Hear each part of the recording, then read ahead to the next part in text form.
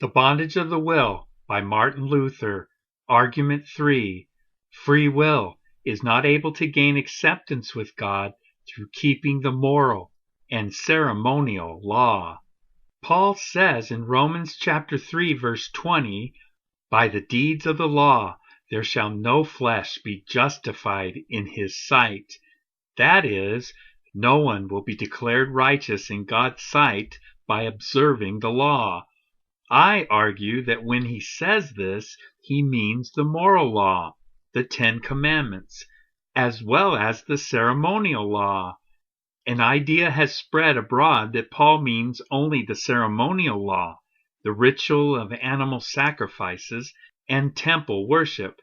It is extraordinary that men have called Jerome, who invented this idea, a saint. I would call him something else. Jerome said that the death of Christ ended any possibility of being justified, declared righteous, by keeping the ceremonial law. But he left entirely open the possibility of being justified by keeping the moral law in our own strength, without God's help. My answer is that if Paul only meant the ceremonial law, his argument is meaningless. Paul is contending that all men are unrighteous and in need of God's special grace, the love, wisdom, and power of God by which he saves us. The result of Jerome's idea would be that God's grace is needed to save us from ceremonial law, but not from the moral law. But we cannot keep the moral law apart from grace. You can scare people into keeping ceremonies, but no human power can force them to keep the moral law.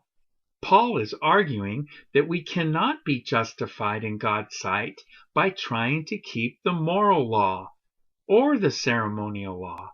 Eating, drinking, and such things in themselves neither justify nor condemn us. I will go further and state that Paul means the whole law, and not any particular part of it, is still binding on men. If the law was no longer binding on men because Christ died, all that Paul needed to do was to say so, and nothing more. In Galatians chapter 3 verse 10, Paul wrote, "For as many as are of the works of the law are under the curse, for it is written, Cursed is everyone that continueth not in all things which are written in the book of the law, to do them." In this text, Paul claims support from Moses that the law is binding on all men, and that failure to obey the law puts all men under God's curse. Neither men who try to keep the law, nor those who do not try to keep it, are justified before God, for they are all spiritually dead. Paul's teaching is that there are 2 classes of people in the world, those who are spiritual and those who are not. See Romans chapter 3 verse 21 and 28. This is in harmony with the teaching of Jesus Christ in John chapter 3 verse 6. That which is born of the flesh is flesh, and that which is born of the Spirit is spirit. To people who do not have the Holy Spirit, the law is useless. No matter how much they try to keep the law, they will not be justified except by spiritual faith. Finally, then, if there is such a thing as free will, it must be the noblest thing in a man, for without the Holy Spirit, free will helps a man to keep the whole law. But Paul says that those who are of the works of the law are not justified. This means that this free will, at its best, is unable to make men right with God.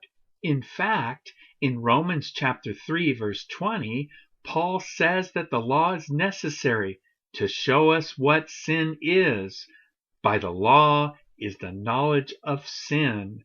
That is, we become conscious of sin. Those who are of the works of the law cannot recognize what sin really is. The law was not given to show men what they can do, but to correct their ideas of what right and wrong are in God's sight. Free will is blind, for it needs to be taught by the law. It is also powerless, for it fails to justify anyone in God's sight.